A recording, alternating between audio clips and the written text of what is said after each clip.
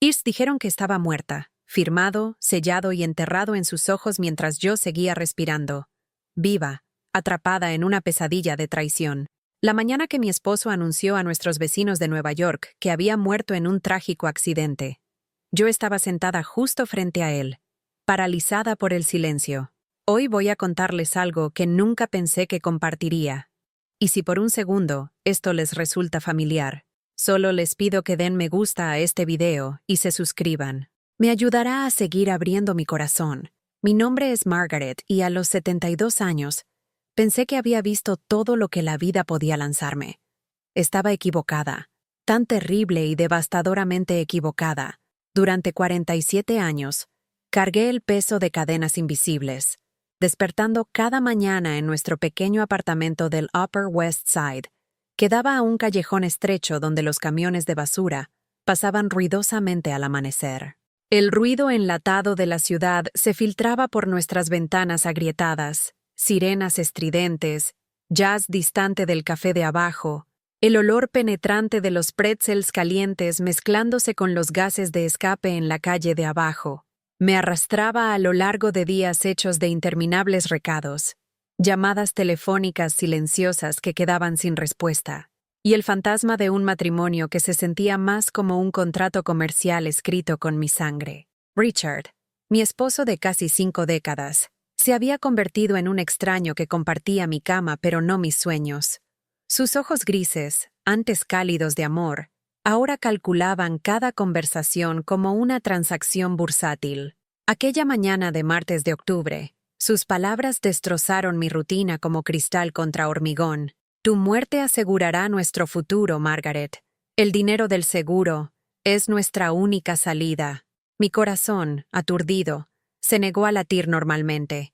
La taza de café tembló en mis manos artríticas mientras miraba a este hombre que ya no reconocía. Teníamos álbumes de fotos llenos de recuerdos esparcidos por toda nuestra pequeña sala de estar. Bodas, barbacoas familiares en Central Park, décadas de aniversarios celebrados en el mismo restaurante italiano en Columbus Avenue. Acaricié los bordes desgastados de nuestro retrato de boda, oliendo el débil aroma del perfume de jazmín favorito de mi madre, que todavía persistía en las páginas amarillentas como un fantasma de tiempos más felices. Pero esos recuerdos rápidamente se volvieron amargos mientras enfrentaba una terrible verdad que me había estado carcomiendo durante meses. Mi vida estaba siendo sistemáticamente borrada para el beneficio financiero de alguien más.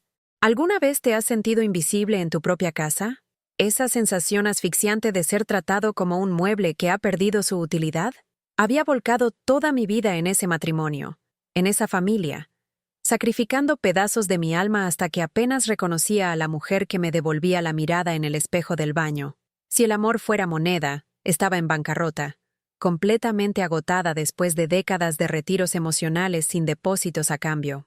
Enseñando matemáticas a nuestros 3 hijos en la estrecha mesa de la cocina cuando tenían dificultades en la escuela, trabajando turnos dobles en la tienda departamental para ayudar con las facturas cuando el negocio de construcción de Richard flaqueaba, perdonando sus interminables errores, desde cumpleaños olvidados hasta promesas rotas que cubrían nuestro matrimonio como vidrios rotos. «Mamá, ¿podrías simplemente no llamar tan a menudo?», me espetó mi hija Sara durante nuestra última conversación telefónica, su voz afilada como viento invernal. «Tengo mi propia vida ahora». Un frío muro de silencio siguió a sus palabras, dejándome sosteniendo una línea telefónica muerta que resonaba con años de dolor acumulado. Me quedaba despierta por las noches cosiendo a mano tus disfraces de Halloween. ¿Recuerdas el año que querías ser una princesa?, me susurré a mí misma después de colgar, mi voz quebrándose como cuero viejo. Llevaste ese vestido rosa que te hice durante 3 años seguidos porque te encantaba. Pero esos recuerdos ahora se sentían vacíos, como tratar de calentarse con fotografías de fuego. Mi esposo, una vez mi compañero, mi confidente, mi mejor amigo, se había transformado en un hombre que apenas reconocía, cansado, distante, manipulador, tratándome como una empleada en lugar de su esposa. «No entiendes la parte comercial de las cosas, Margaret», se burlaba cada vez que cuestionaba las facturas de servicios públicos faltantes o los extraños hombres que visitaban nuestro apartamento a horas extrañas. Solo concéntrate en mantener la casa y déjame manejar los asuntos importantes. ¿Estaba siendo utilizada? Esa pregunta me acosaba cada noche de insomnio mientras yacía a su lado, escuchando su respiración calculada, mientras sostenía recibos arrugados de sesiones de terapia que había pagado pero nunca asistido. Porque ¿quién tenía tiempo para el autocuidado cuando las necesidades de todos los demás siempre eran lo primero? La duda corroía mi espíritu como lluvia ácida, consumiendo lo que quedaba de mi autoestima. Las microagresiones llegaban en oleadas, pequeños cortes que sangraban hasta convertirse en heridas más grandes, hasta que sentí que me ahogaba en mi propio hogar. Cumpleaños que pasaban sin ni siquiera una tarjeta de mis propios hijos. Mañanas de Navidad, donde cocinaba elaboradas comidas para familiares que llegaban tarde, comían rápido y se iban temprano sin ayudar con los platos. Una tos persistente que ignoré durante meses. Son solo alergias, me decía. Empeoró hasta que apenas podía subir los 3 pisos hasta nuestro apartamento sin jadear. Cuando finalmente busqué ayuda médica, el rostro sombrío del doctor Rodríguez confirmó lo que mi cuerpo había estado gritando durante meses. Señora Davidson, no debió haber esperado tanto tiempo. Esta infección respiratoria podría haberse tratado fácilmente si hubiera venido antes. ¿Por qué no se cuidó a sí misma? Su preocupación se sentía extraña, casi impactante. ¿Cuándo fue la última vez que alguien se había preocupado por mi bienestar? Una tarde gris de noviembre, mientras Richard supuestamente estaba en el trabajo, descubrí algo que lo cambió todo. Su laptop estaba abierta sobre nuestra mesa de cocina, olvidada en su prisa por salir a otra reunión de negocios. La pantalla mostraba Gmail, y la curiosidad, o quizás intervención divina, me hizo desplazarme por sus mensajes recientes. Ahí estaba, enterrado entre spam y cotizaciones de construcción, una larga cadena de correos electrónicos con alguien llamado Marcus Rivera, de una compañía de seguros con sede en Miami. El asunto decía, cronograma de activación de póliza. M. Davidson. Mis manos temblaban mientras leía más. Mi mundo colapsando con cada frase. El certificado de defunción debe presentarse antes del día 15, había escrito Marcus. Una vez que el informe del accidente sea enviado a las autoridades locales, podemos procesar el pago de $2.400.000 en 72 horas. Asegúrate de que ella no sospeche nada. La respuesta de Richard hizo que mi sangre se helara. Margaret confía completamente en mí. Nunca lo verá venir. Después de 47 años de matrimonio, todavía cree que la amo. Esto será más fácil de lo que pensaba. Me quedé congelada en nuestra desgastada silla de cocina, la misma silla donde había ayudado a nuestros hijos con sus tareas, donde había balanceado libretas de cheques y pagado facturas con dinero que había ganado, donde había comido incontables cenas solitarias mientras esperaba a un esposo que llegaba cada vez más tarde cada noche. La frágil taza de porcelana que sostenía, un regalo de boda de mi madre, se deslizó de mis manos temblorosas, rompiéndose contra el suelo de linóleo agrietado. Las piezas se dispersaron como mi vida, fragmentos afilados, reflejando luz fluorescente, y 47 años de mentiras acumuladas. ¿Sabes lo que se siente al descubrir que toda tu existencia ha sido reducida a una cantidad de dinero? Darte cuenta de que alguien a quien amabas más que a tu propia vida te ve como nada más que una oportunidad financiera. Me senté entre las ruinas de esa taza rota, mis lágrimas cayendo sobre fragmentos de cerámica mientras contemplaba decir no por primera vez en décadas. No a ser invisible, no a ser descartada, no a ser asesinada por dinero. Sola o respetada. Susurré a mi reflejo en la ventana oscurecida mientras las sombras del atardecer se extendían por nuestra pequeña cocina. ¿Cuál dolería menos? El horizonte de la ciudad más allá de las paredes de nuestro apartamento se veía diferente esa noche, transformado de un telón de fondo reconfortante a algo frío e indiferente. Recogí cuidadosamente cada pieza de esa taza rota, cada fragmento una pequeña rebelión, y los tiré. Luego caminé hasta el armario de nuestro dormitorio y saqué la caja de cartón donde guardábamos nuestros álbumes de fotos. Uno por uno, Retiré fotografías de vacaciones familiares, cenas de aniversario, fiestas de cumpleaños, mañanas de Navidad donde todos parecían felices. Etiqueté la caja "El pasado" con mi cuidadosa letra cursiva y la sellé con cinta adhesiva. Esa noche, apenas dormí. Mi mente repasaba fragmentos de conversaciones, miradas recordadas, pequeños momentos que de repente tenían perfecto sentido. La forma en que Richard había insistido en aumentar mi póliza de seguro de vida el año pasado, afirmando que era planificación financiera responsable. La forma en que me había animado a comer más dulces, dar menos paseos, saltarme citas médicas porque eran demasiado caras. La forma en que me había aislado de mis amigos, convenciéndome de que estaba siendo dramática cuando me quejaba de sentirme sola. A la mañana siguiente, tomé una decisión que me aterrorizaba. Los enfrentaría, no con ira o acusaciones, sino con tranquila dignidad que había estado enterrada bajo años de abuso emocional. Empecé con nuestro hijo mayor, Michael, llamándolo a su oficina en Manhattan. ¿Mamá? Su voz sonaba sorprendida, casi molesta. Estoy en una reunión. ¿Puede esperar esto? Tu padre está planeando matarme por el dinero del seguro, dije simplemente. Las palabras sintiéndose surrealistas al salir de mi boca. El silencio se extendió entre nosotros como un abismo. Luego, mamá, eso es ridículo. ¿Estás tomando tu medicación? Tal vez deberías hablar con alguien. El rechazo me golpeó como un golpe físico. Encontré los correos electrónicos, Michael. Tengo pruebas. Mamá, estás exagerando, dijo, su voz adoptando ese tono condescendiente que había escuchado de Richard innumerables veces. Papá te ama. Todos te amamos. Solo estás pasando por un momento difícil.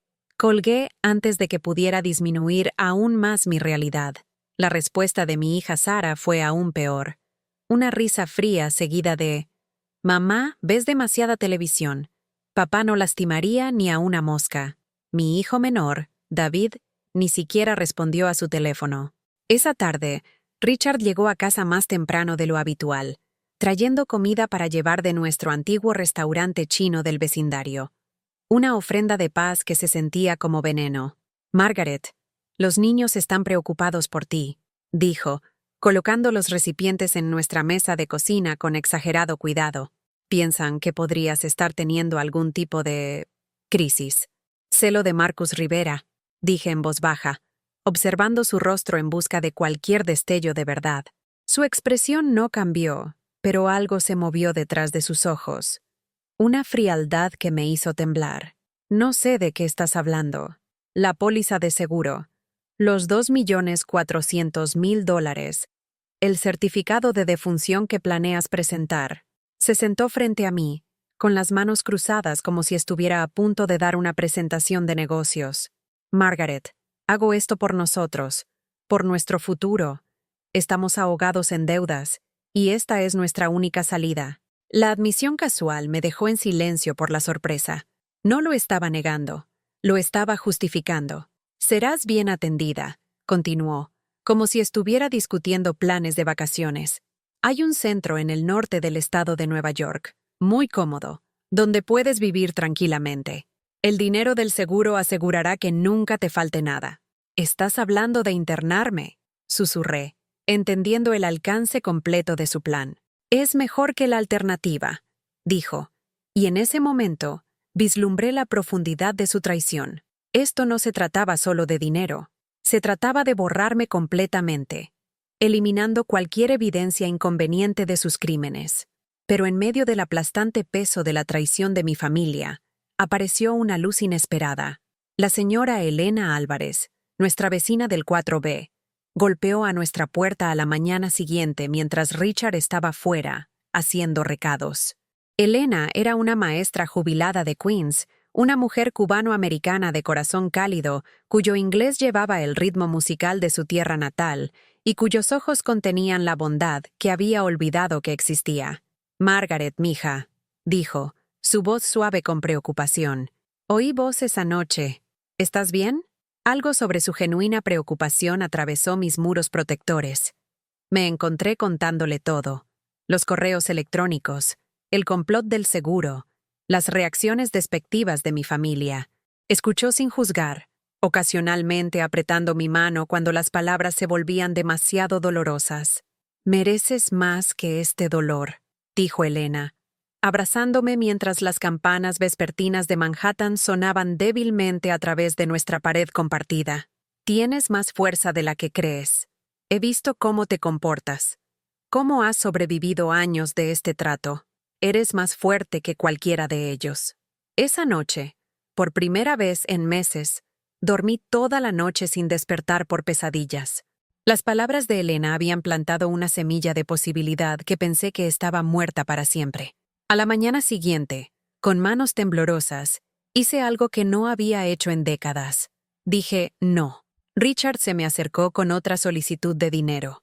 Algún gasto comercial urgente que requería acceso inmediato a nuestra cuenta de ahorros. En lugar de alcanzar mi chequera como había hecho innumerables veces antes, lo miré a los ojos y dije, no. La palabra se sentía extraña en mi lengua, poderosa y aterradora. El rostro de Richard se oscureció con sorpresa. Luego ira. ¿Qué quieres decir con no? Quiero decir no. No te daré dinero para financiar mi propio asesinato. Por un momento, pensé que podría golpearme. La violencia en su expresión era inconfundible. En cambio, se dio la vuelta y se alejó, azotando la puerta de nuestro apartamento tan fuerte que las paredes temblaron. Esa tarde, entré en Chase Bank, en Columbus Avenue, una fortaleza intimidante de mármol y vidrio, donde había realizado décadas de transacciones mundanas. Pero esta vez se sentía diferente.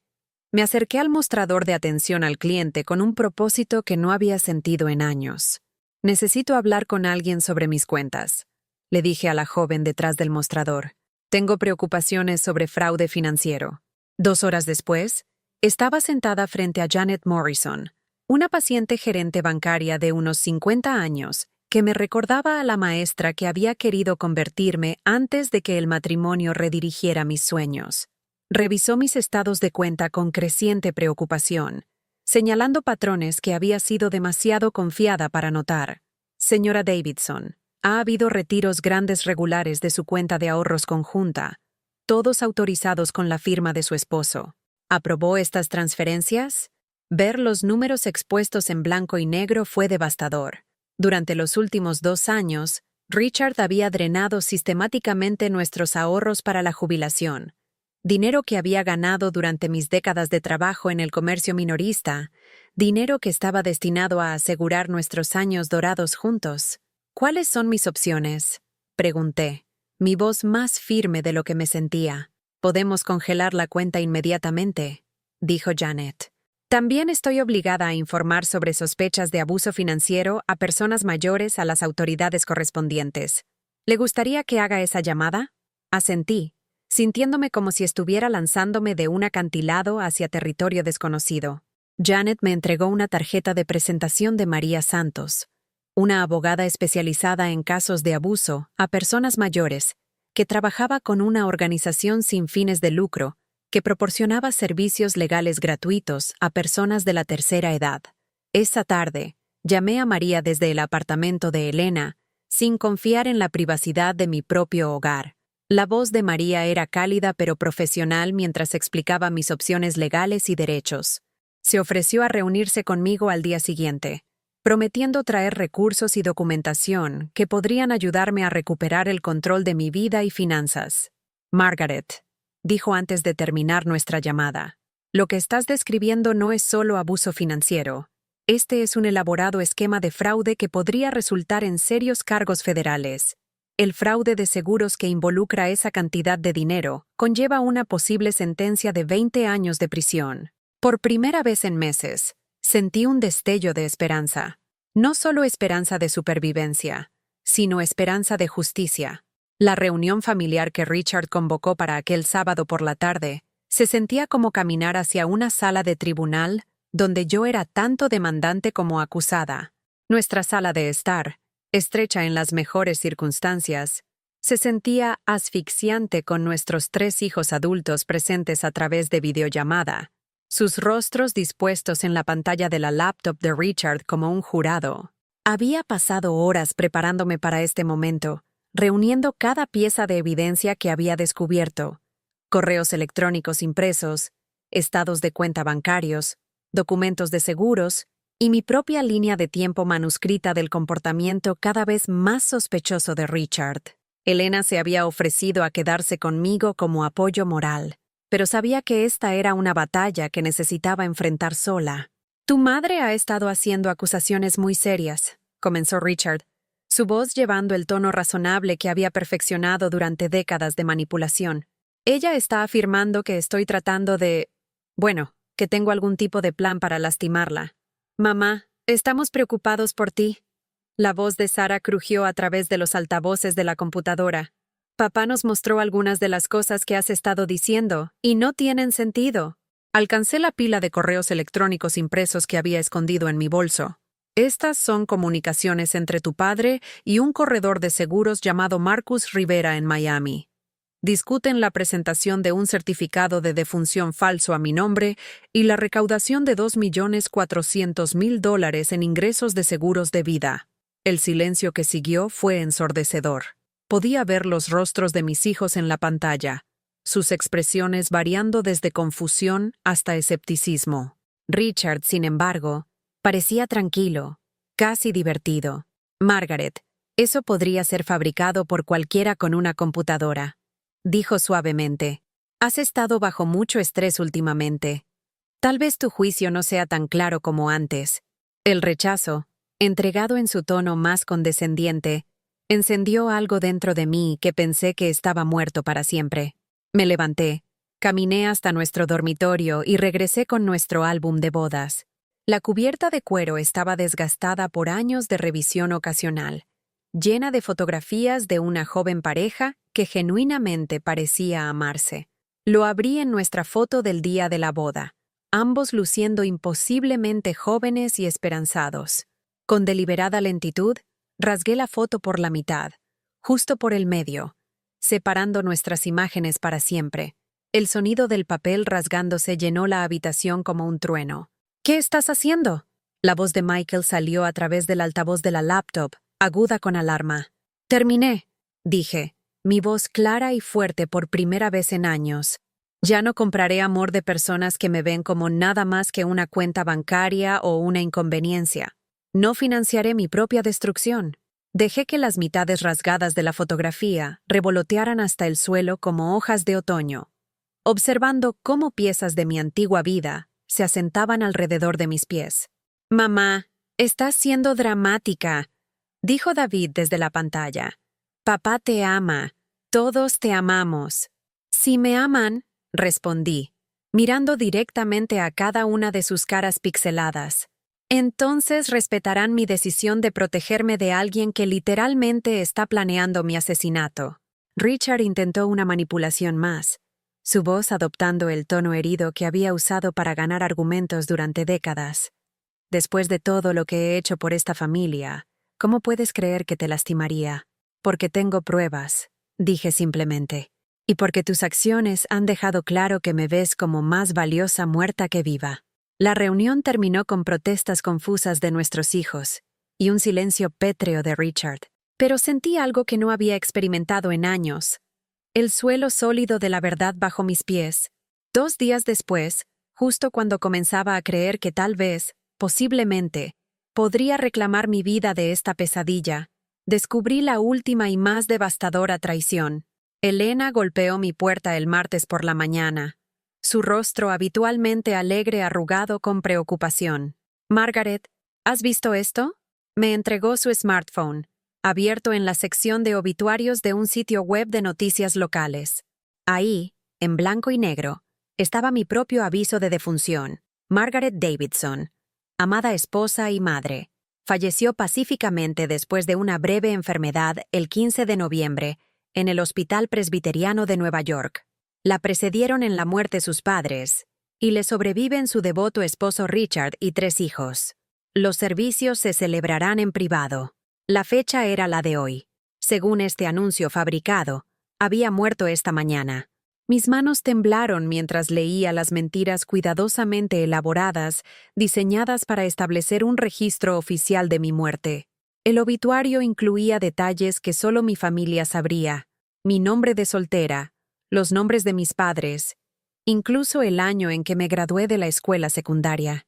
Alguien se había tomado considerable molestia para hacer creíble esta ficción. ¿Quién haría esto?, susurró Elena, pero ambas sabíamos la respuesta. En una hora, mi teléfono comenzó a sonar. Primero mis hijos, voces aterrorizadas. «Mamá, ¿estás viva? Hay un obituario en línea diciendo que moriste. ¿Qué está pasando?». Luego llamadas de parientes lejanos, antiguos compañeros de trabajo, vecinos de nuestro antiguo edificio de apartamentos antes de mudarnos al Upper West Side.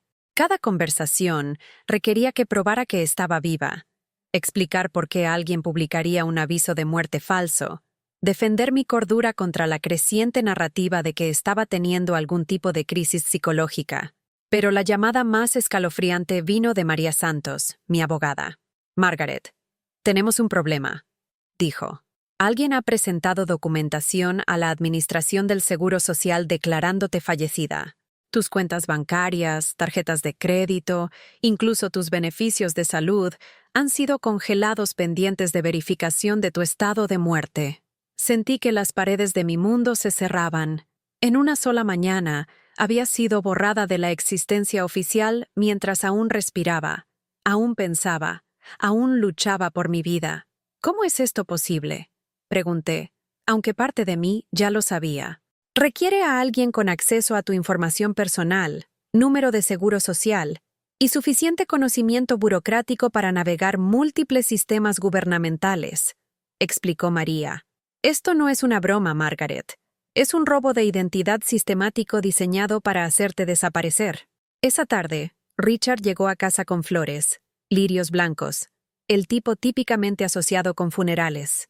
Los colocó en nuestra mesa de cocina sin comentarios. Luego se sentó frente a mí con una expresión que solo puedo describir como satisfecha. «Veo que encontraste el obituario», dijo con calma, como si estuviera discutiendo el clima. «¿Cómo pudiste hacerme esto?», susurré, mi voz apenas audible. «Ya está hecho, Margaret. Por lo que respecta al mundo, moriste esta mañana.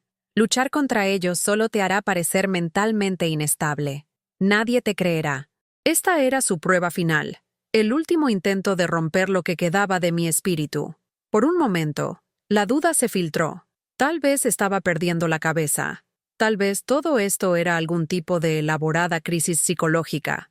La evidencia parecía abrumadora. Documentos oficiales, familiares cuestionando mi estabilidad, un sistema legal que aparentemente reconocía mi muerte más fácilmente que mi vida.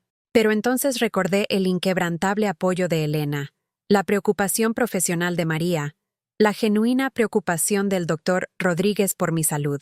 Recordé a la mujer en la oficina de la gerente del banco que había escuchado sin juzgar y tomado medidas inmediatas para proteger mis cuentas. No todos en mi vida me estaban manipulando. Algunas personas todavía me veían como real, valiosa, digna de protección. Me levanté de esa mesa de cocina, caminé hacia la ventana que daba a nuestro estrecho callejón y tomé una decisión que lo cambiaría todo. En lugar de discutir o suplicar o tratar de convencer a Richard de algo, simplemente dije, «Sé quién soy». 3 palabras, quietas, seguras, inquebrantables. La expresión confiada de Richard vaciló ligeramente. Cualquiera que fuera la reacción que esperaba, mi tranquila certeza no lo era. «La verdad tiene una manera de revelarse», continué, mi voz haciéndose más fuerte. «Y las reclamaciones fraudulentas de seguros que involucran millones de dólares tienden a atraer a investigadores federales que hacen preguntas muy incómodas». Me alejé de él, caminé hasta nuestro dormitorio y cerré la puerta. Por primera vez en meses, dormí profundamente, sin temer lo que la mañana podría traer. Al día siguiente, comencé el proceso de resurrección. Con la ayuda de María, me puse en contacto con cada agencia que había sido notificada de mi muerte, proporcionando huellas dactilares, documentación y declaraciones juradas que probaban mi existencia continua. El proceso fue burocrático y frustrante, pero cada verificación exitosa se sentía como recuperar una parte de mi vida. Más importante aún, conduje hasta el aeropuerto JFK y compré un billete de primera clase a San Juan, Puerto Rico, usando una tarjeta de crédito que había abierto secretamente la semana anterior, Si Richard quería beneficiarse de mi muerte, tendría que explicar por qué su esposa fallecida estaba haciendo compras de lujo para viajes con dinero que él no podía acceder. El vuelo estaba programado para la mañana siguiente. Empaqué una pequeña maleta con ropa que había comprado para mí, colores brillantes que me hacían sentir viva, zapatos cómodos para caminar por las playas, un vestido de verano que había querido durante años, pero nunca me sentí digna de usar. Elena me ayudó a reunir documentos importantes: certificado de nacimiento, tarjeta de seguro social, pasaporte, registros médicos y copias de cada pieza de evidencia relacionada con el esquema de fraude de Richard. ¿Realmente vas a hacer esto?, dijo Elena, no como una pregunta, sino como una afirmación. Por fin estoy viviendo, respondí, y lo dije en serio. Esa última tarde en nuestro apartamento, Richard hizo un último intento de control. Si desapareces, Margaret, te declararé mentalmente incompetente. Nuestros hijos testificarán que has estado teniendo delirios paranoides. Perderás todo. Lo miré. Realmente lo miré. Por lo que sabía sería la última vez. Este hombre al que había amado, confiado, construido una vida, criado hijos, se había convertido en alguien que no reconocía. O tal vez finalmente lo estaba viendo claramente por primera vez. Richard, dije en voz baja, ya perdí todo. El momento en que decidiste que valía más muerta que viva, nuestro matrimonio terminó. Lo que estoy haciendo ahora no es pérdida, es recuperación. A las 6 de la mañana, mientras Richard dormía, salí de nuestro apartamento llevando nada más que mi pequeña maleta y una vida de sabiduría duramente ganada. Elena estaba esperando en el pasillo para llevarme al aeropuerto. Su cálida sonrisa, la primera amabilidad genuina que había experimentado de la familia en años. El viaje en taxi hasta JFK se sintió como viajar a través de un portal entre mi antigua vida y algo completamente desconocido.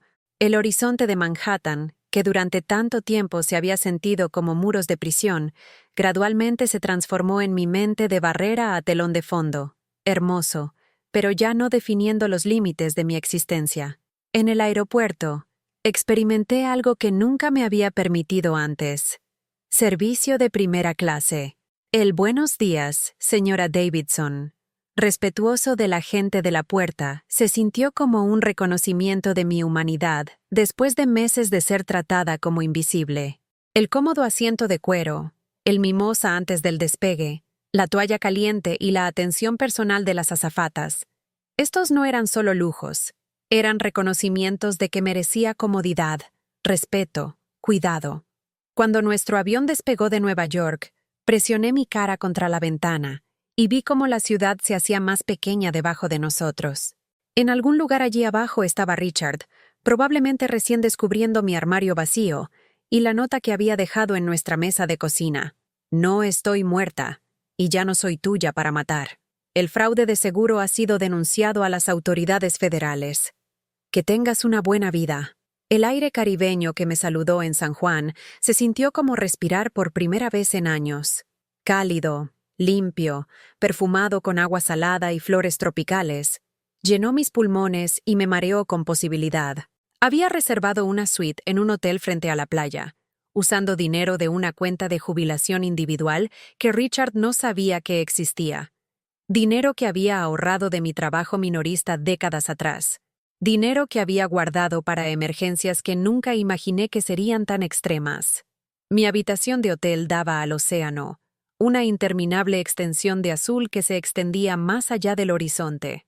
Me paré en el balcón esa primera noche, usando mi nuevo vestido de verano, sintiendo el viento cálido contra la piel que había estado escondida bajo abrigos pesados durante demasiados inviernos fríos de Nueva York. Por primera vez en años, pedí servicio a la habitación, no porque estuviera demasiado cansada para salir, sino porque quería ver la puesta de sol desde mi balcón mientras comía alimentos que alguien más había preparado para mí. Los camarones estaban perfectamente sazonados, el vino frío y nítido, el postre de chocolate rico y abundante. Cada bocado se sentía como un acto de amor propio que estaba aprendiendo a practicar. Esa noche llamé a Elena desde mi habitación de hotel. ¿Cómo se siente estar viva otra vez?, preguntó, y entendí lo que quería decir. como aprender a respirar bajo el agua. Dije, extraño pero esencial. Durante los días siguientes, descubrí partes de mí que habían estado latentes durante décadas. Tomé clases de salsa en un centro comunitario local, mi cuerpo de 72 años recordando ritmos que había amado como adolescente. Compré suministros de acuarela y pasé mañanas pintando la vista desde mi balcón, mezclando azules y verdes que había olvidado que eran hermosos. Leí novelas en español, un idioma que había estudiado en la escuela secundaria pero nunca tuve tiempo de practicar mientras administraba un hogar y criaba a los niños. Lo más sorprendente, hice amigos. Amigos reales, no personas que necesitaban algo de mí o me trataban como una obligación. Carmen, una enfermera jubilada de Puerto Rico, me invitó a unirme a sus caminatas matutinas a lo largo de la playa.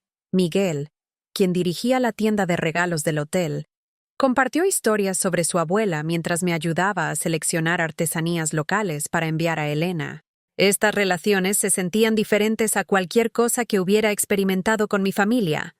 Se basaban en el disfrute mutuo de la compañía del otro, en lugar de deber o manipulación. 3 semanas después de mi resurrección caribeña, recibí una llamada de María Santos.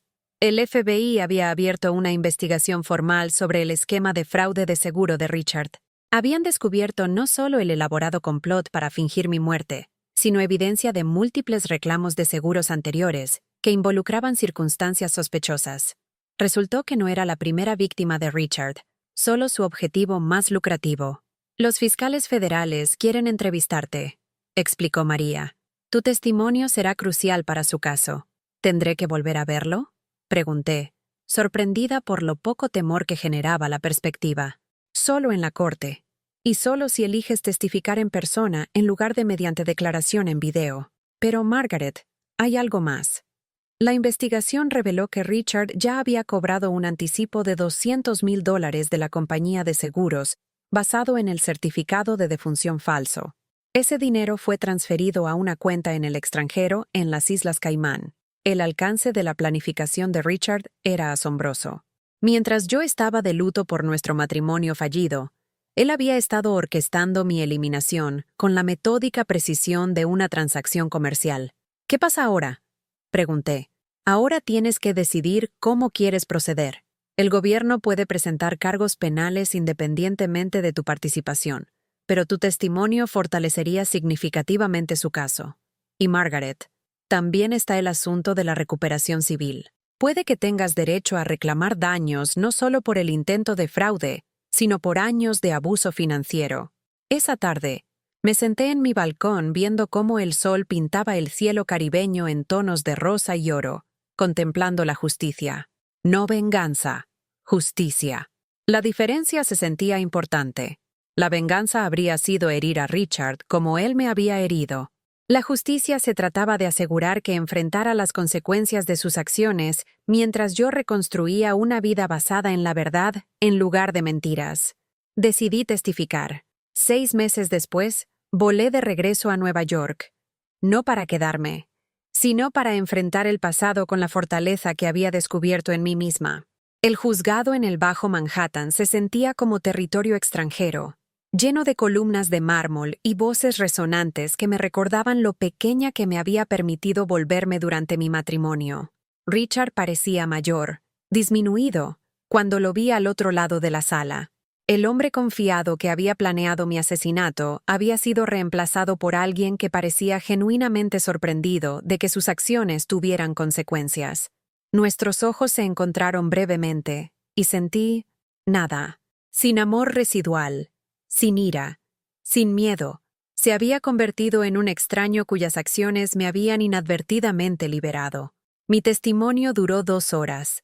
Hablé clara y tranquilamente sobre los correos electrónicos que había descubierto, el abuso financiero sistemático, el obituario falso, el elaborado esquema de seguro. Los fiscales fueron respetuosos, permitiéndome contar mi historia a mi propio ritmo sin interrupciones. El abogado defensor de Richard intentó pintarme como una mujer anciana confundida que experimentaba delirios paranoides, pero la evidencia era abrumadora. Registros de correo electrónico, estados de cuenta bancarios, testimonio de Marcus Rivera, quien aparentemente había cooperado con las autoridades a cambio de cargos reducidos, y documentación del certificado de defunción fraudulento, crearon un cronograma irrefutable de intención criminal. El veredicto fue culpable en todos los cargos: fraude de seguros, abuso de ancianos, robo de identidad y conspiración. Richard fue sentenciado a 15 años en prisión federal y ordenado a pagar una restitución por el monto de $2,4 millones, el valor total de la póliza de seguro que había intentado reclamar. Pero la victoria real no fue la sentencia de prisión o la restitución financiera. La victoria real fue estar de pie en esa sala del tribunal, hablar mi verdad con mi propia voz, representarme a mí misma como una persona de valor en lugar de una víctima a ser rescatada. Después del juicio, almorcé con nuestros 3 hijos en un restaurante cerca del tribunal. La conversación fue incómoda, llena de disculpas que se sintieron demasiado pequeñas y tardías, explicaciones que revelaron lo completamente que Richard había manipulado sus percepciones de la realidad. «Pensamos que te estabas volviendo paranoica», dijo Sarah, lágrimas corriendo por su rostro. «Papá nos mostró las cosas que estabas diciendo, y parecían tan imposibles. Quería creerte», agregó Michael, «pero la alternativa era aceptar que nuestro padre era un monstruo. David, nuestro hijo menor, simplemente sostuvo mi mano y dijo: «Siento no haberte escuchado». Los perdoné, no porque lo merecieran, sino porque cargar con la ira era un lujo que ya no podía permitirme. El perdón, estaba aprendiendo, es algo que haces por ti misma, no por las personas que te lastimaron. Pero el perdón no significaba volver a viejos patrones.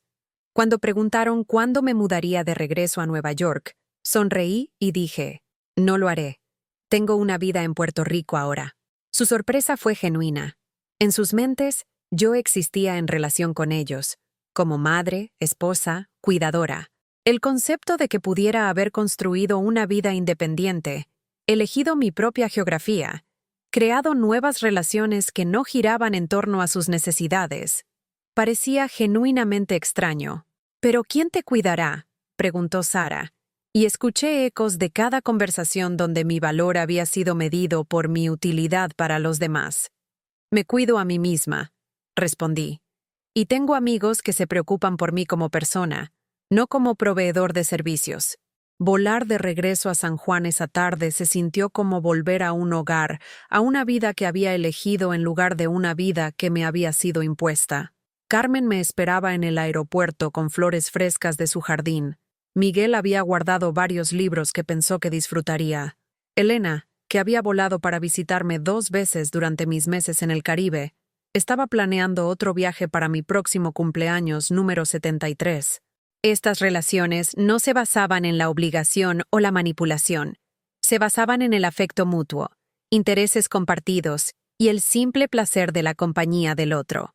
Esto era lo que se suponía que se sentía el amor: de apoyo en lugar de exigente, energizante en lugar de agotador.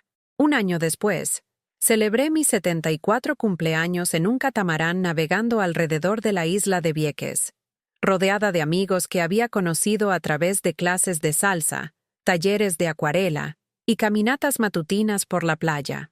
El sol estaba cálido en mi rostro, el agua de un azul cristalino, la risa genuina y alegre. Pensé en la mujer que había sido apenas 2 años antes, asustada, invisible, midiendo su valor según cuánto estaban dispuestos los demás a explotar su bondad. Esa mujer se sentía como alguien que había conocido hace mucho tiempo, alguien por quien me preocupaba, pero ya no era. Mi teléfono vibró con un mensaje de texto de David. «Feliz cumpleaños, mamá.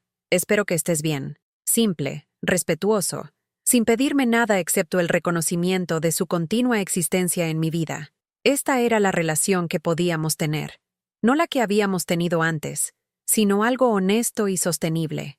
Respondí: «Gracias. Estoy muy bien de verdad».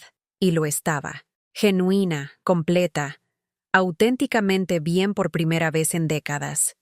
Esa tarde, mientras veía otra puesta de sol caribeña pintar el cielo con colores imposibles, reflexioné sobre el viaje que me había llevado a este balcón, esta vida, Esta versión de mí misma que se sentía tanto completamente nueva como esencialmente auténtica.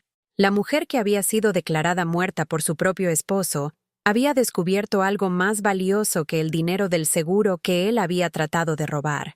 Había descubierto su propio valor, independiente de la validación o explotación de cualquier otra persona. El dinero de restitución del seguro permanecía en gran parte intacto en una cuenta de ahorros, generando modestos intereses mientras yo vivía cómodamente con mis beneficios del seguro social y la pequeña pensión de mi trabajo minorista. No necesitaba el dinero manchado de sangre de Richard para validar mi valor o financiar mi felicidad. Mi alegría provenía de fuentes más simples: café matutino en mi balcón, clases de baile por la tarde, conversaciones vespertinas con amigos genuinos, la satisfacción de pinturas de acuarela que capturaban la luz y el movimiento de manera que me sorprendían. Había aprendido que estar sola no significaba estar solitaria, que el autocuidado no era egoísta, que decir no a veces era lo más amoroso que podías hacer, por ti misma y por las personas que intentaban explotarte. Lo más importante, había aprendido que nunca es demasiado tarde para salvar tu propia vida. ¿Te reconoces en esta historia? ¿Alguna vez te has sentido invisible en tu propia familia? ¿Reducido a una función en lugar de valorado como persona?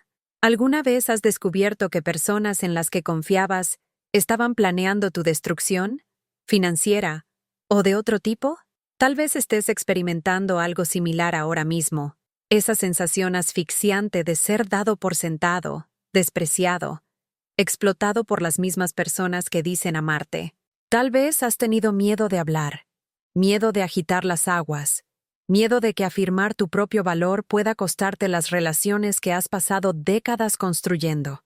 Si algo de esto te resulta familiar, quiero que sepas, no eres invisible, no eres inútil, y no es demasiado tarde para salvar tu propia vida. El primer paso es creer que mereces algo mejor. El segundo paso es tomar medidas para protegerte, incluso cuando esa acción se sienta aterradora. El tercer paso es descubrir quién eres realmente, cuando no estás constantemente gestionando las emociones, necesidades y expectativas de otras personas. No tienes que esperar a que alguien más te valore antes de empezar a valorarte a ti mismo. No tienes que ganarte el amor a través del agotamiento y el sacrificio. No tienes que aceptar migajas de personas que deberían ofrecerte un lugar en su mesa. Tu vida tiene valor más allá de lo que puedes proporcionar a los demás. Tu felicidad importa.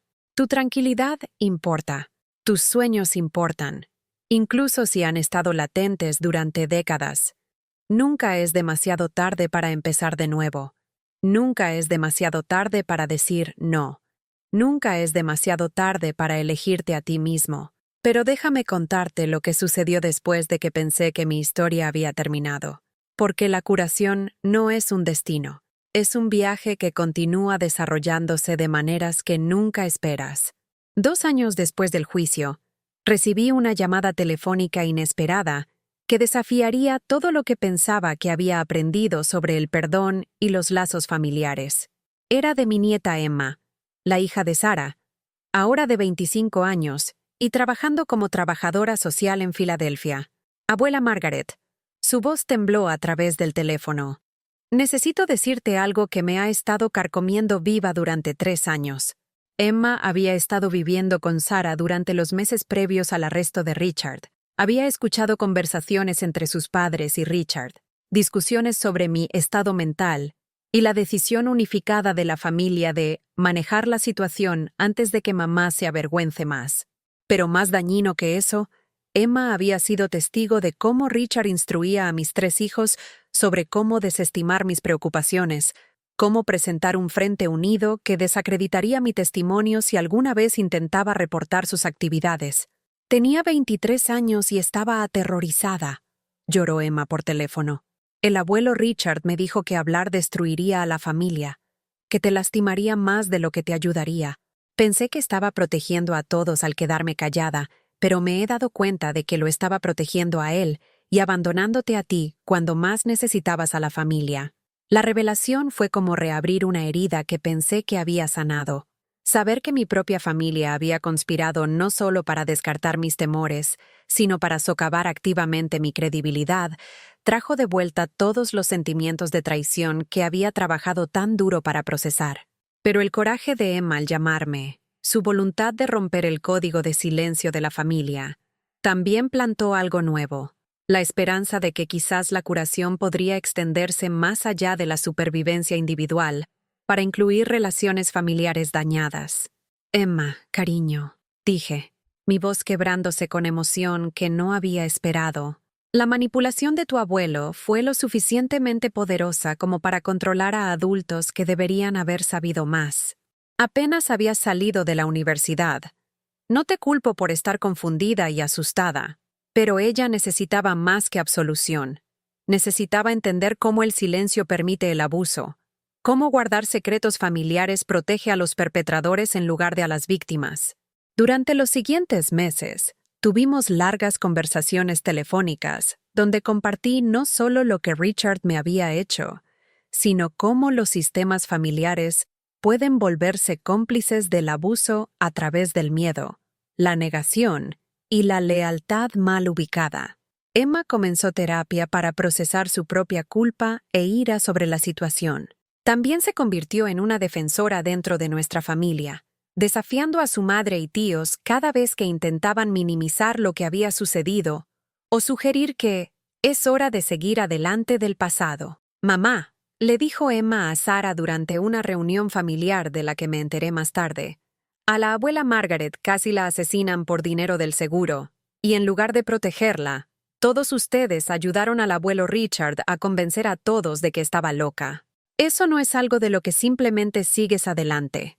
Es algo por lo que tomas responsabilidad y trabajas para corregir. Sarah eventualmente me llamó ella misma, 6 meses después de la revelación inicial de Emma. La conversación fue dolorosa, vacilante, llena de largos silencios donde podía oírla luchando por encontrar palabras adecuadas para la magnitud de sus fracasos como hija. No sé cómo disculparme por no creerte, dijo. No sé cómo explicar haber estado tan dispuesta a pensar que estabas perdiendo la cabeza en lugar de considerar que papá era capaz de lo que estabas describiendo. No sé cómo pedir perdón cuando no estoy segura de merecerlo. Esto era diferente de las disculpas rituales que había ofrecido después del juicio. Esta era alguien luchando con culpa genuina y vergüenza, tratando de entender no solo lo que había hecho, sino por qué lo había hecho. Sarah, dije cuidadosamente. He tenido 3 años para pensar en esto. Lo que más me dolió no fue solo que no me creyeras. Fue que estabas tan rápida para asumir que me estaba deteriorando mentalmente en lugar de siquiera considerar que mis preocupaciones podrían ser válidas. Me dijo que me veías como frágil, poco confiable, alguien cuyas percepciones no podían ser confiadas. Pero nunca fuiste frágil, protestó Sarah. Eras la persona más fuerte en nuestra familia. Manejabas todo. Los fracasos comerciales de papá, nuestros problemas al crecer, el estrés financiero. Eras como irrompible. Y ahí estaba, la carga de ser vista como eternamente capaz, invulnerable, responsable de la estabilidad de todos los demás. Mis hijos me habían necesitado para ser irrompible, por lo que no podían permitirse ver las grietas que habrían revelado cuánto estaba luchando. Reconocer que yo estaba siendo abusada habría significado reconocer que habían permitido que alguien abusara de la persona, de quien dependían para mantener su mundo estable. Ser fuerte no significa ser inmune al daño, le dije. Y ser madre no significa que dejé de ser una persona que merecía protección cuando estaba en peligro. Estas conversaciones con Emma y Sarah abrieron puertas a discusiones con Michael y David también. Cada relación requirió diferentes enfoques, diferentes plazos para la curación, diferentes niveles de sinceridad. Michael siguió siendo el más defensivo, todavía luchando por aceptar que su padre era capaz de intento de asesinato. David me sorprendió por ser el más dispuesto a examinar su propio papel en descartar mis preocupaciones y su afán de enmendar a través de un comportamiento cambiado en lugar de solo palabras. Pero la curación familiar, descubrí, no es un proceso lineal. Hubo retrocesos, malentendidos, momentos en que volvían a surgir viejos patrones, y alguien volvía a tratarme como la cuidadora de la familia, en lugar de como un individuo que merecía respeto. Hubo días festivos donde la conversación se volvió tensa, llamadas telefónicas que terminaron mal, correos electrónicos llenos de acusaciones y actitudes defensivas. A través de todo, mantuve mi vida en Puerto Rico, mis amistades que no estaban enredadas con décadas de compleja historia familiar, mi independencia que me permitía relacionarme con mis hijos cuando se sentía saludable y mantener límites cuando no lo era. Carmen, mi compañera de caminatas por la playa, a menudo me escuchaba procesar estas dinámicas familiares con la sabiduría de alguien que había navegado sus propias relaciones complicadas con hijos adultos. «Mija», dijo una mañana mientras veíamos pelícanos zambullirse por peces en el agua cristalina, «sanar no significa que todos tienen que amarte de la manera que tú quieres. A veces significa aprender a amarte lo suficiente para que sus limitaciones no definan tu valor». Tenía razón. El trabajo que había hecho para reconstruir mi vida, para descubrir mis propios intereses y capacidades, para crear relaciones significativas basadas en el respeto mutuo, ese trabajo no podía depender de si mi familia alguna vez entendía o reconocía completamente lo que me habían hecho. Pero también aprendí que la curación podía coexistir con relaciones continuas que eran imperfectas, pero genuinamente mejorando. Emma se convirtió no solo en mi nieta, sino en una amiga, alguien con quien podía hablar sobre libros y causas de justicia social y los desafíos de construir relaciones saludables en un mundo que a menudo no las modela bien. Sara y yo desarrollamos una conexión cautelosa pero creciente, basada en la comunicación honesta y sus esfuerzos activos para entender el impacto de sus elecciones. David comenzó a llamar regularmente solo para ver cómo estaba, preguntando sobre mi vida en Puerto Rico con interés genuino, en lugar de obligación dutiful. Incluso Michael, todavía luchando con su propia culpa y negación, comenzó a enviar tarjetas de cumpleaños y fotos de sus hijos, pequeños gestos que sugerían una conciencia de que nuestra relación necesitaba reparación. El desarrollo más inesperado llegó 3 años después de la llamada de Emma. Recibí una carta de una mujer llamada Patricia Reynolds, quien había estado casada con Marcus Rivera, el cómplice corredor de seguros de Richard.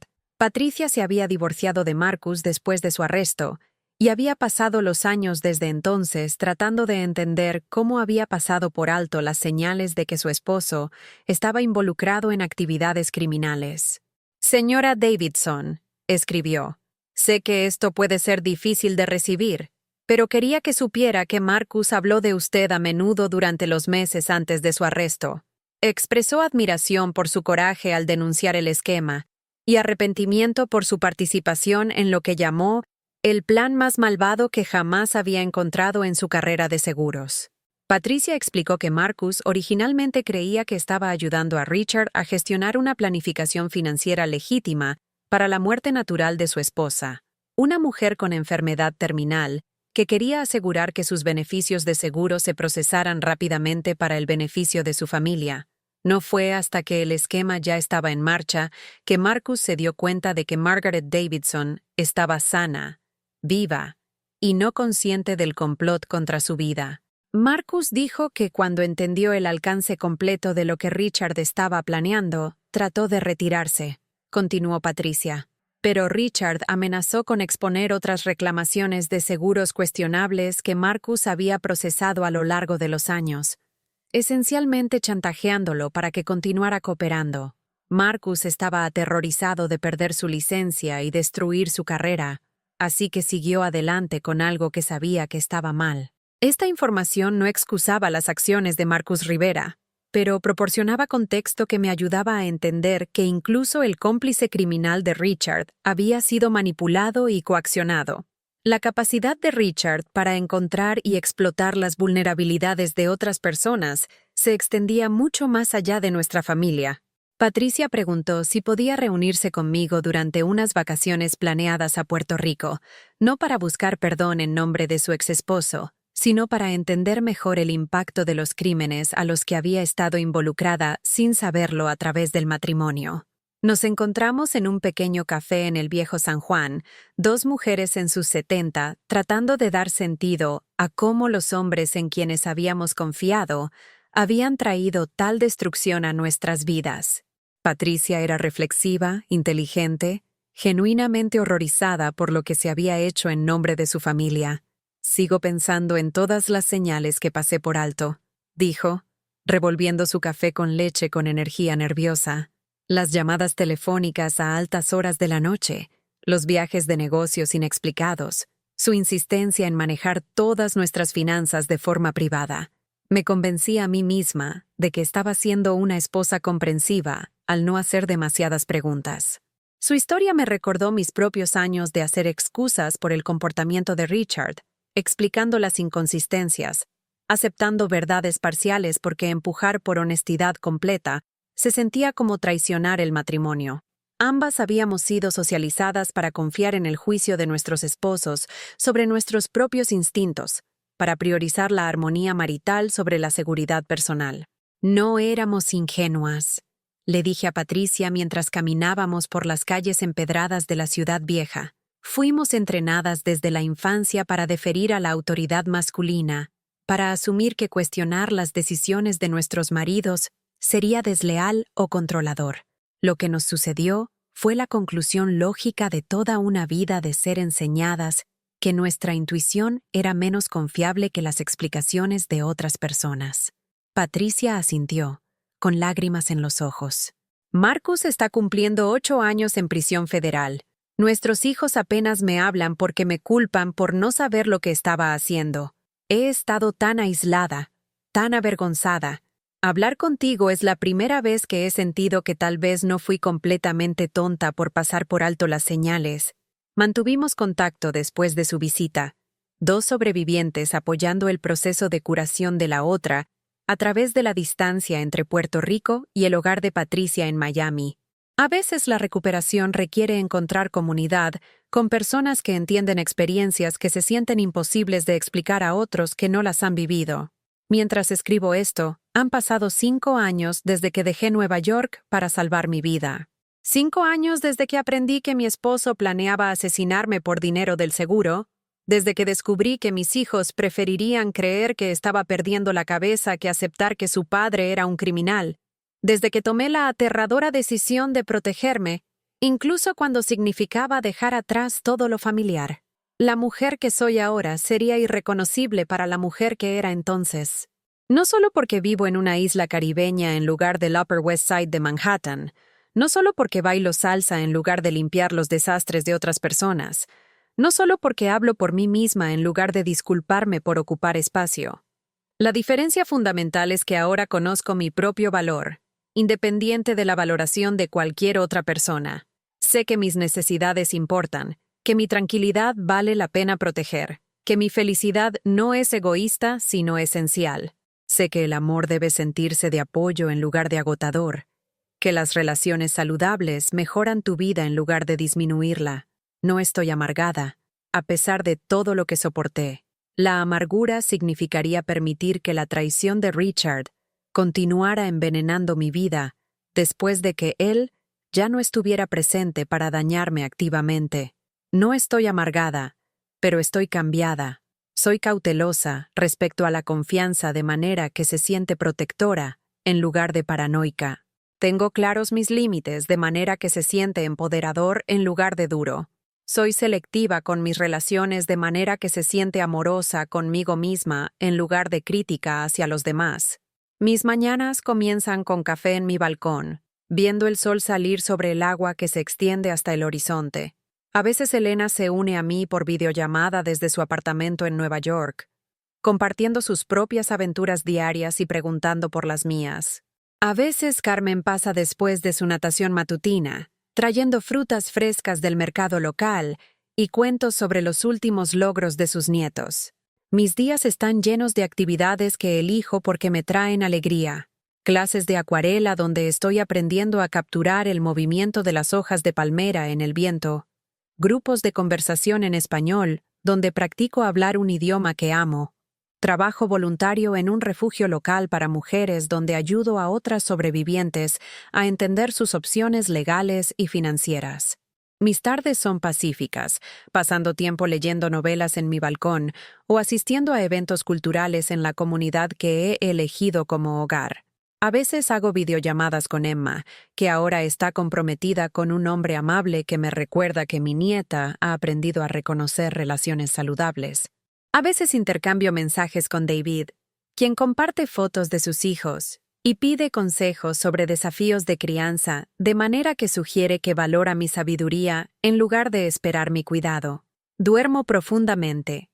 Ya no me despierto sobresaltada por el sonido de la llave de Richard en la cerradura o el peso de su cuerpo moviéndose en la cama a mi lado. Sueño con posibilidades futuras en lugar de decepciones pasadas. Esta no es la vida que planeé cuando tenía 25 años, y caminaba hacia el altar hacia un hombre que creía que me amaría y protegería para siempre. Estas no son las dinámicas familiares que imaginé cuando sostenía a mis hijos recién nacidos, y les prometía que siempre estaría allí para apoyar sus sueños. Este no es el proceso de envejecimiento que visualicé cuando asumí que envejecer significaría sentirme cada vez más segura en relaciones que había pasado décadas construyendo. Pero esta es una buena vida. Una vida llena de conexiones genuinas, actividades significativas, crecimiento personal que continúa sorprendiéndome y una sensación de seguridad que había olvidado que era posible. Si estás viendo este video porque reconoces algo familiar en mi historia, por favor comprende. Nunca es demasiado tarde para salvar tu propia vida. Nunca es demasiado tarde para elegirte a ti mismo. Nunca es demasiado tarde para comenzar de nuevo. La voz en tu cabeza que dice que eres demasiado viejo, demasiado establecido en tus costumbres, demasiado dependiente de los demás para hacer cambios importantes, esa voz está equivocada. Las personas que se benefician de tu autosacrificio te dirán que protegerte es egoísta, que cuestionar sus motivos es paranoico, que exigir un mejor trato es irrazonable. Esas personas están equivocadas. Mereces ser visto, valorado y tratado con respeto. Mereces relaciones que den tanto como toman. Mereces sentirte seguro en tu propia vida. El camino hacia adelante puede no parecerse al mío. Puede que no necesites dejar tu ubicación geográfica o terminar tu matrimonio, o enfrentar comportamiento criminal, pero puede que necesites establecer límites que al principio se sientan incómodos. Puede que necesites pedir apoyo a personas fuera de tu sistema familiar. Puede que necesites priorizar tu propio bienestar de maneras que otros critiquen como egoístas. Hazlo de todos modos. Tu vida no es un ensayo. Este es el único tiempo que tienes para ser tú mismo, para buscar tu felicidad, para experimentar la satisfacción de vivir auténticamente. No lo gastes gestionando las emociones de otras personas o financiando la comodidad de otras personas a expensas de tu propia seguridad y tranquilidad. Empieza pequeño si lo necesitas. Di no a una solicitud que no te sirve. Haz una pregunta sobre una decisión financiera que afecta tu seguridad. Llama a un amigo que te hace sentir valorado por quien eres en lugar de por lo que puedes proporcionar. Construye a partir de ahí. Confía en tus instintos, incluso cuando otras personas te digan que están equivocados. Busca apoyo de profesionales que se especialicen en ayudar a las personas a navegar dinámicas familiares complejas y posible abuso. Crea o mantén al menos una relación que exista puramente para el disfrute mutuo en lugar de obligación o necesidad. Recuerda que la incapacidad de otras personas para amarte bien no es evidencia de tu indignidad de ser amado. Es evidencia de sus limitaciones, no las tuyas. No eres demasiado viejo para aprender nuevas habilidades, hacer nuevos amigos, descubrir nuevos intereses o construir una vida que refleje tus valores y preferencias en lugar de las expectativas de otras personas. No estás demasiado dañado para sanar, demasiado atascado para crecer, demasiado cansado para luchar por tu propia felicidad. No eres responsable de los sentimientos de otras personas sobre las elecciones que haces para protegerte. Vales la pena salvar. Tienes el poder de salvarte a ti mismo. Y nunca, nunca es demasiado tarde para empezar. Si este mensaje resuena contigo, si ves piezas de tu propia historia reflejadas en la mía, por favor sabe que no estás solo. Hay recursos disponibles, personas capacitadas para ayudar, comunidades de sobrevivientes que entienden lo que estás experimentando. Lo más importante, hay esperanza. No solo esperanza de supervivencia, sino esperanza de una vida que se siente genuinamente satisfactoria, relaciones que son verdaderamente de apoyo y un sentido de autoestima que no depende de la aprobación o aprecio de otras personas. Tu historia no tiene que terminar con la traición o negligencia de otras personas. Tu historia puede incluir capítulos que aún no has escrito, victorias que aún no has logrado, alegría que aún no has experimentado. Comienza hoy. Comienza ahora. Comienza creyendo que mereces algo mejor que cualquier situación que te llevó a ver este video. Y gracias por permitirme compartir mi historia contigo. Gracias por verme, por escuchar las verdades que fueron tan difíciles de hablar, por recordarme que sobrevivir al trauma significa, en última instancia, ayudar a otros a creer que también pueden sobrevivirlo. Tu vida importa. Tu felicidad importa. Tú importas. Por favor, dale me gusta a este video si te ayudó a sentirte menos solo en tus luchas. Por favor, suscríbete a este canal si quieres escuchar más historias sobre resiliencia, recuperación y el coraje de elegirte a ti mismo cuando todos los demás no han logrado elegirte. Y por favor, sobre todo, elígete a ti mismo. Hoy y todos los días posteriores. Vales la pena. Te prometo que vales la pena. Gracias por ver. Gracias por tu coraje. Gracias por seguir aquí. Seguir luchando. Seguir esperando que tu vida pueda ser diferente y mejor de lo que ha sido. Puede serlo.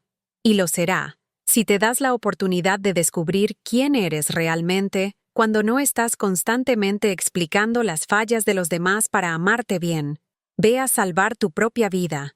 Tienes todo lo que necesitas para comenzar.